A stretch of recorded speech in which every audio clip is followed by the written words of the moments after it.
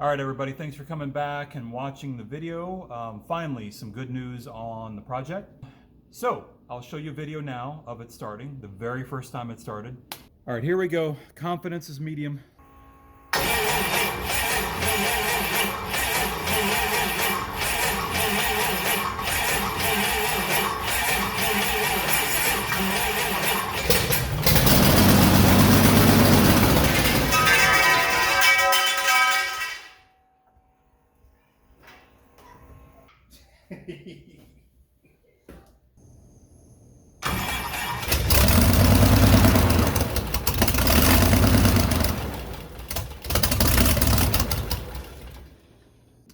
So after I was able to get it started, I was having issues with it backfiring up through the carb. So originally I thought the backfiring was either timing or some sort of intake leak or something like that. So I reset the timing a little bit. I didn't really know which way to rotate it. I kind of thought it needed to fire a little bit early. So I took the magneto out, took it, I guess, counterclockwise, put it back in. So kind of moved it one tooth internally in there, if that makes sense. And once I realized changing the magneto didn't really improve anything or make it worse for that matter, I started looking elsewhere. I researched a little bit and I saw some things where some intake leakage could cause some backfire.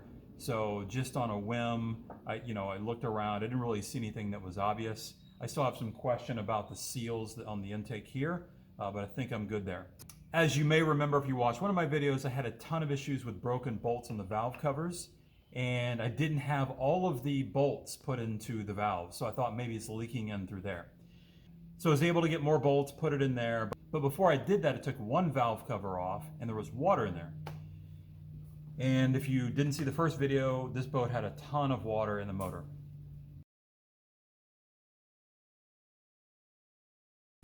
So I think I still have some water in there. See if you can hear.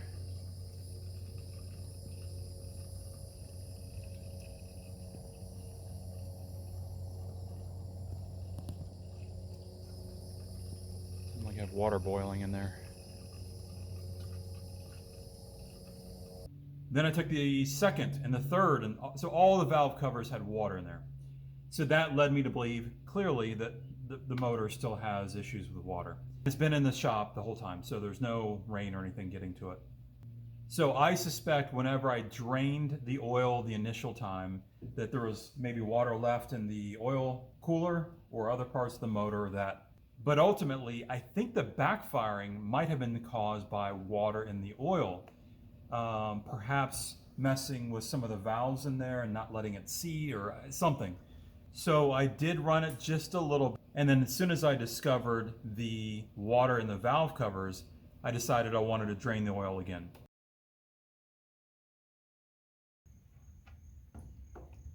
Oh yeah, chunky. A little better.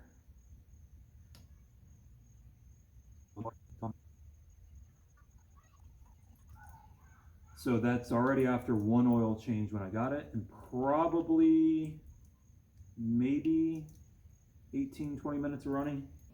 Took all the valve covers off, cleaned them up inside, took all the water. When I say water in there, is probably maybe a shot glass full, which is, a lot in each one of the valve covers. That led me to wanting to change the oil again. The problem with that is that most people will recommend, it's debatable, but most people will recommend running Aeroshell in these motors. Those are, if you just buy them by the quart, they're like $8 a quart. I know you can get them cheaper, but 10 quarts, that's 80 bucks. So what I wanted to do is run just some cheap oil through it, as cheap as I can, just to kind of get things moving around, capture some more water, and drain the oil again.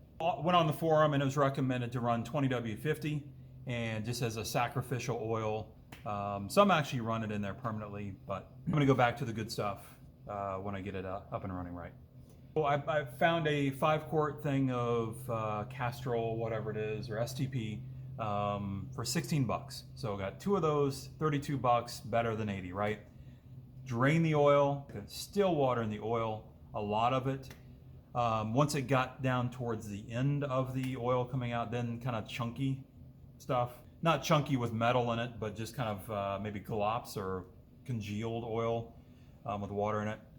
Then the other thing I did, I didn't record it, but I took, once it basically drained all the way out, I took a little propane torch and heated the bottom of the oil pan right here in the bottom. And soon after I did that, more glops of oil, bad oil, came out.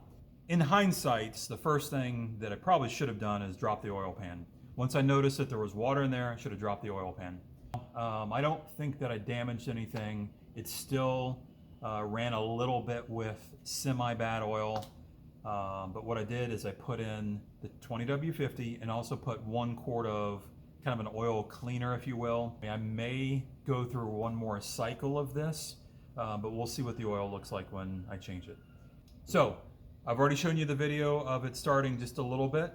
Now it hasn't run in over a week. The backfiring did subside, and I believe, again, it was just the water. Once the water kind of cleared out, by the way, it does actually evaporate out the oil breather tube. I believe that once the oil started getting removed from the system, that definitely helped it. I still got a backfire every once in a while. We'll see if it does it today. And I think we're close to it running good enough. We did get into adjusting the carburetor. You can actually look in each of it's a 2-barrel, so each of the 2 barrels, and you can see the fuel being atomized in there.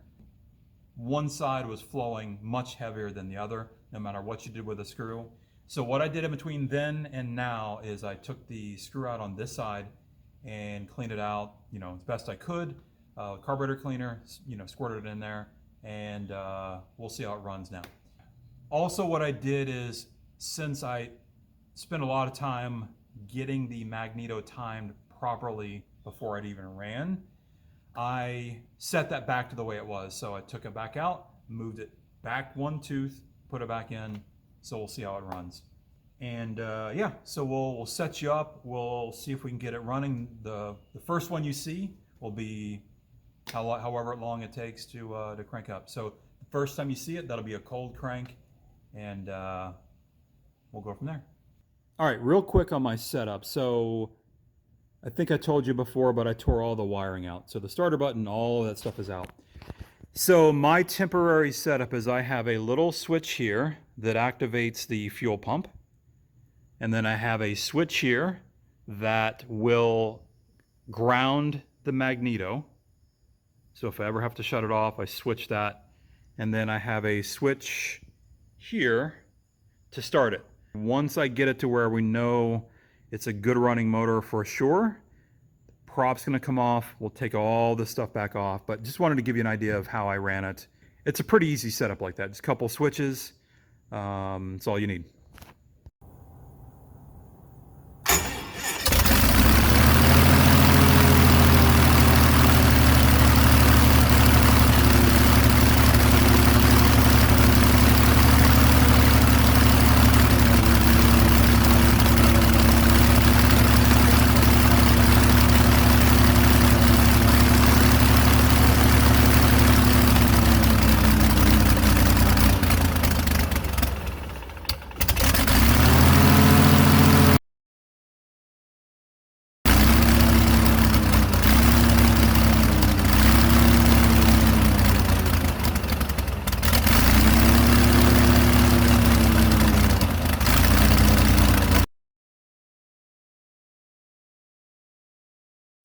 All right, the last time you saw me, I was struggling to get the boat to idle.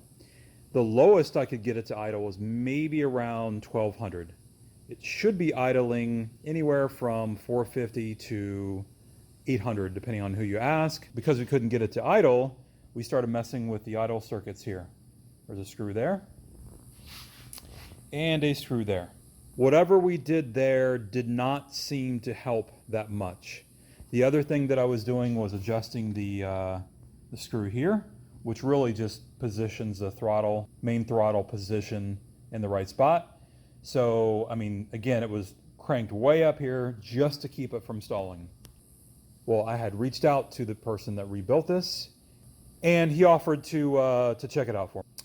But when I was going to take it off, I believe that I discovered the problem. So as I went to remove the carburetor, I actually noticed a little sliver of light down here, in between the carburetor and the base plate gasket. Coincidentally, this was actually the corner on the previous carburetor that was cracked. So either coincidentally, or the issue was there before the previous owner or whoever cranked down on this corner so hard that it cracked. Now, I still went ahead and took it up to him, put it on his test motor, ran perfectly fine. Amazing. That led me to look into a new gasket kit. That said, let me show you what I think the real problem is. But roughly how I found it when I replaced everything up here. So here, if you take out the studs, and I think we'll see the problem here, I believe the nuts were keeping the carburetor from fully seating on the intake. They had some of these little plastic things in here, and I did remove these things. However, there were nuts here, and they didn't look any thinner or shorter than these. So I suspect that that's the issue that I was having. It is finally idling. You'll see I've got a little bit of smoke coming out. I got a lot of oil in it. It's right at the top end of it, of the mark. Probably a little bit too much. So I'm hoping that's what it is. I've also got some Marvel mystery oil put in there as well. So it seems to be smoking a little bit more than I would like. The carburetor mounting or base gasket definitely was the problem with idle before.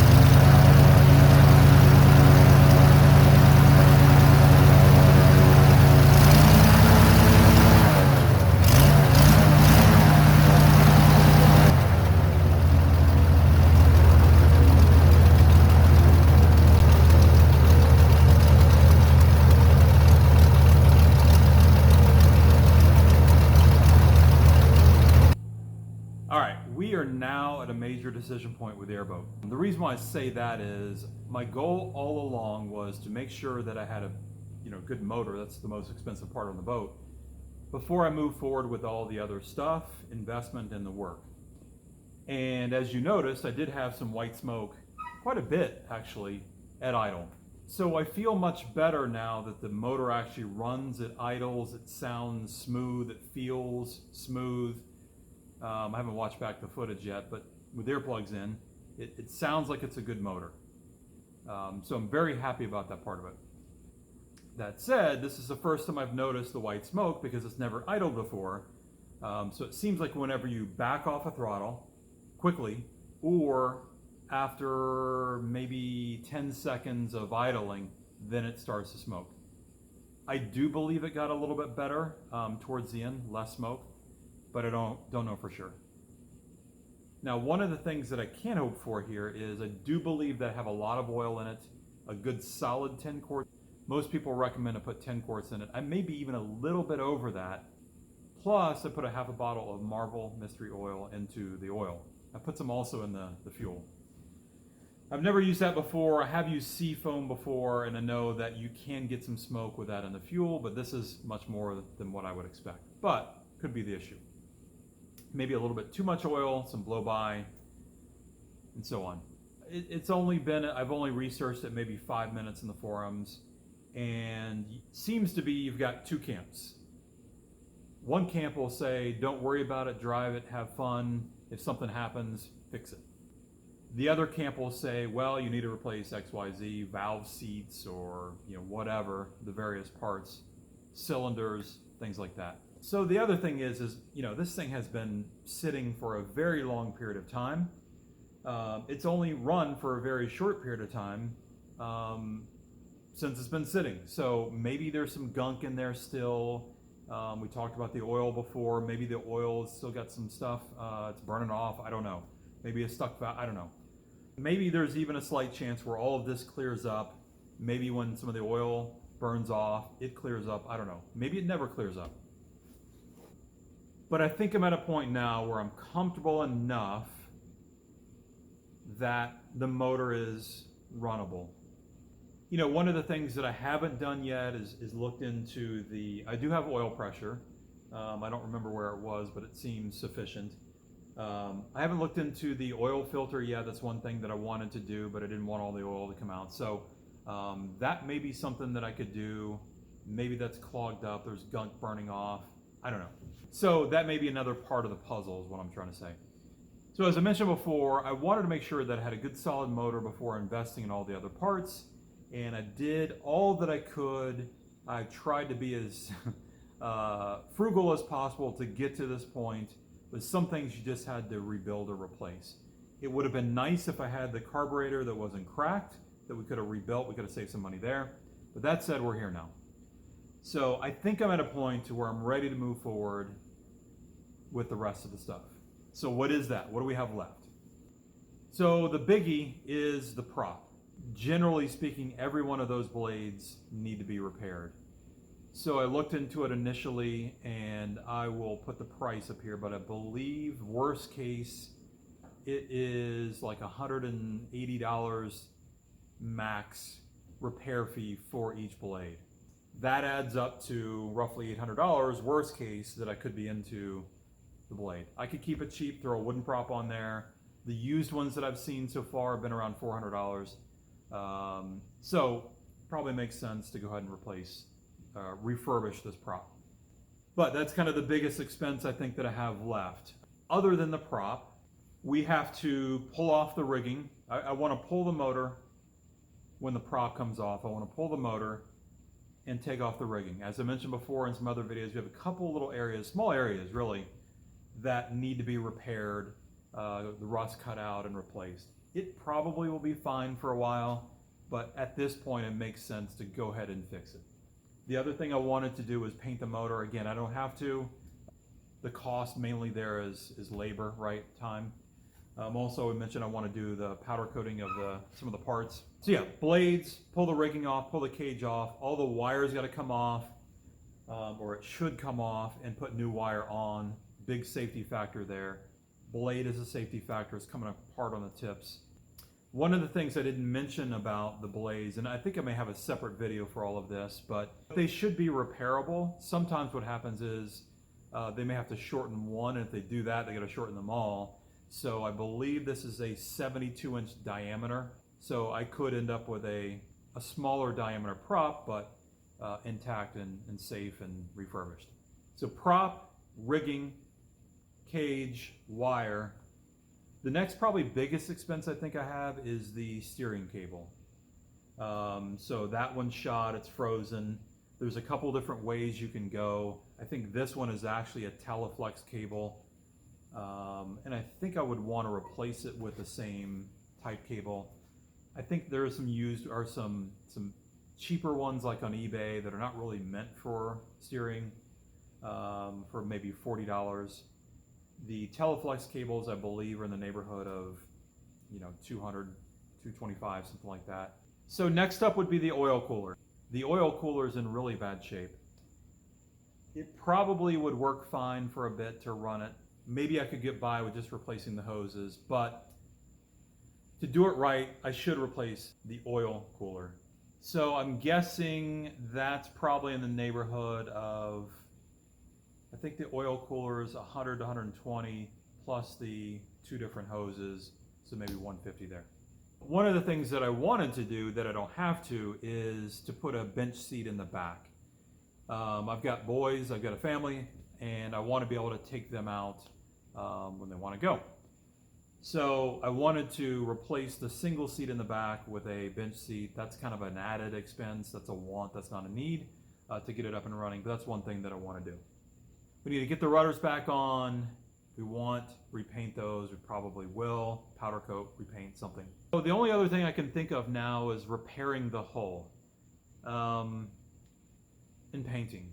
That is something that I should be able to do on my own. I've done a little bit of light fiberglass work in the past. So there's a couple little cracks in the front. I'm pretty comfortable with maybe a little bit of practice first, but doing that part. And then of course there's a bad spot on the stringer back there that I want to kind of cut out and replace. If I get into it enough to where the stringers are all bad, that's probably, you know, some people will cut them out, put new ones down. I don't know that I'm in for that. I think I could probably find a hole, a used or even new fiberglass hole that may make more sense than doing all that. But I don't know, we'll see. I think it's something that we can get it to where it's going to be a very enjoyable boat. Maybe we run it for a little bit and start to have more significant motor issues. I don't know, time will tell. But what are your thoughts? You know, should I quit now while I'm ahead or behind, however you want to look at it, or move forward with it? What would you do? So let me know below. You know, again, a lot of what's left is kind of two maybe big expenses, maybe $1,000, something like that, and those two things. And then just manual labor. I can weld, I can replace all the cage parts, things like that, and then fiberglass repair and painting. So, but yeah, no, I'm very excited that it runs. Thanks for those of you that have kind of watched all the video series. So let me know what you think. Should I rebuild? Should I run? I'm into it this far. I'm probably not going to give up, but I would like to know what you guys think. So thanks for watching. Take care.